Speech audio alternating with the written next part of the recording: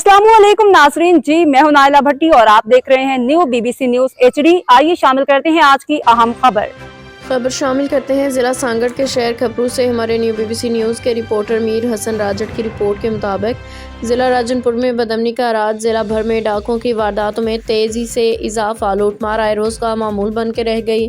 ताजर बिरादरी का तशवीश का इजहार, अवाम अपने आप को गैर महफूज समझने लगे। शहर से बाहर दूर दराज के इलाकों में कारोबार करने वाले अफराद में खौफ व हिरास की लहर। SSP सांगड़ से ज़िला सांगड़ में डाकों के खिलाफ फौरी और सख्त कार्रवाई का मुतालबा।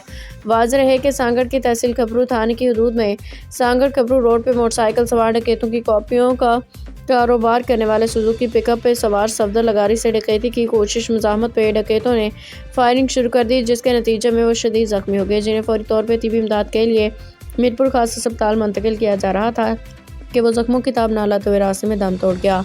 सफदर लगारी का ताल्लुक सांगड़ से है। अब तक के लिए इतना ही। मज़ीद खबरों और अपडेट्स के लिए देखते रहें न्यू BBC न्यूज HD।